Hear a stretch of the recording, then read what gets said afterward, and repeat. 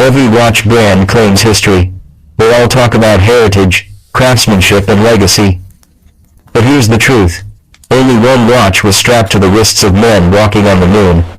Only one survived the brutal tests of NASA temperature swings from blistering heat to freezing cold, violent shocks, zero gravity, and the vacuum of space.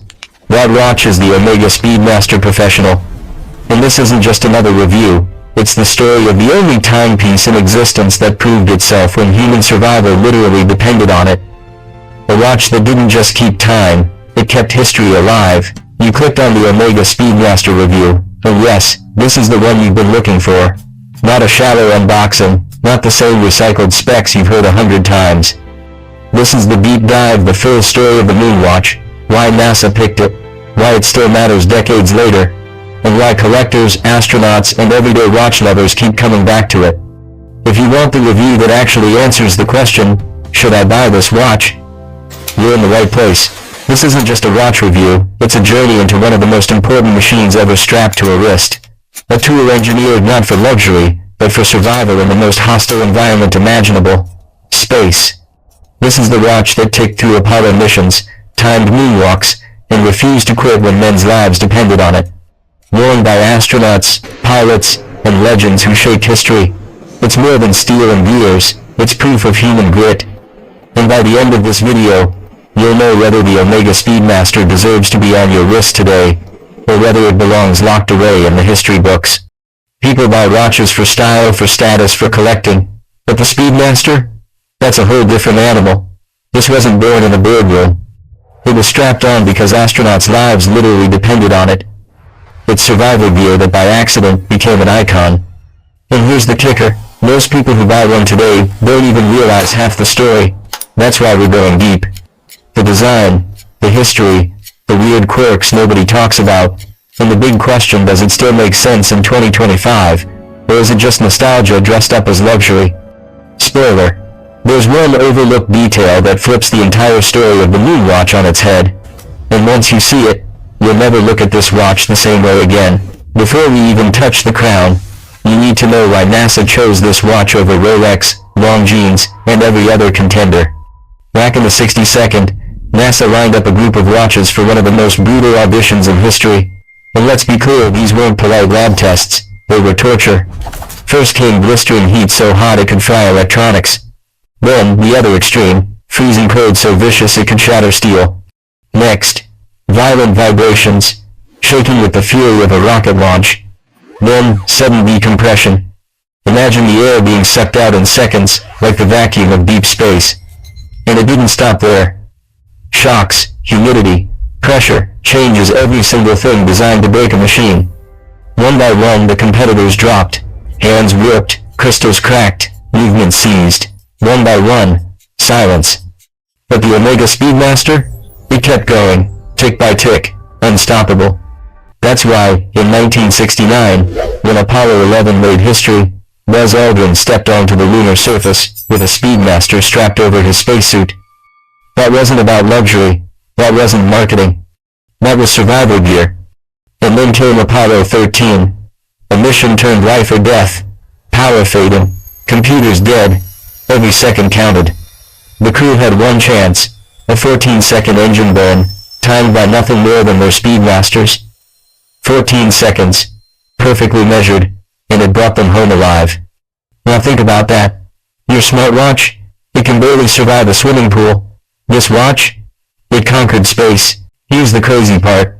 Omega has barely touched the Speedmaster's design in over 60 years. 6 decades, same look, same soul. Think about that. Watches come and go, trends die in a year, but the Speedy? Untouchable. Why? Because when something works this perfectly, you don't dare mess with it. Let's break it down. The case sits at 42mm, with those signature twisted lugs, that little curve that makes a big watch feel like it belongs on your wrist. It's clever, it's elegant, it's balanced. Honestly, it just feels right the moment it clicks into place. And then we get to the eternal roar, Hesselite versus Sapphire. This is where collectors practically throw chairs at each other. Hesselite is that old school acrylic NASA actually used on the moon. It scratches, yeah, it'll pick up marks just by looking at it. But here's the magic. 2 seconds with a cloth, and it's good as new. More than that, it gives off this warm vintage glow, like the watch is alive with history. Sapphire? That's the modern answer, harder than regret. Shinier than a showroom floor, practically indestructible.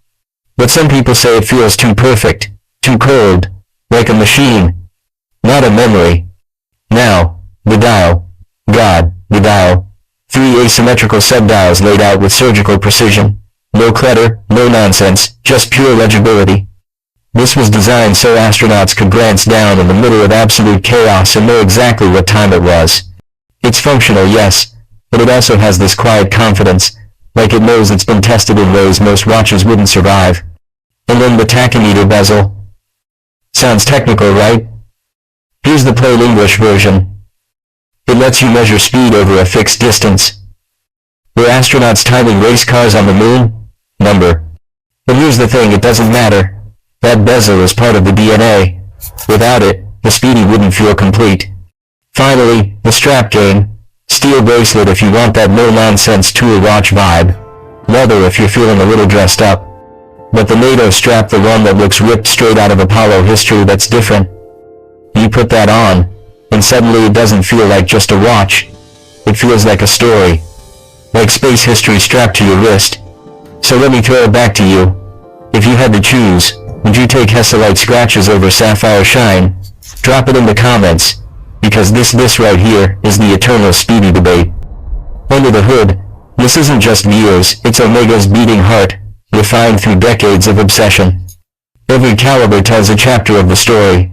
The legendary 321 that powered Apollo missions, the rugged 861 that followed, the workhorse 1861, and today's refined 3861.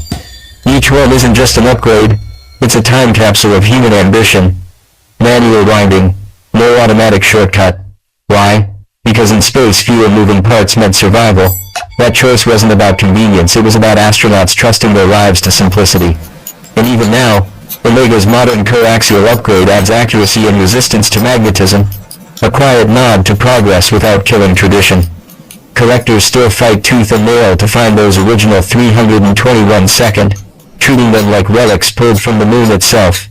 Imagine cranking the crown every morning, knowing you're winding the same movement design astronauts did before stepping onto lunar dust.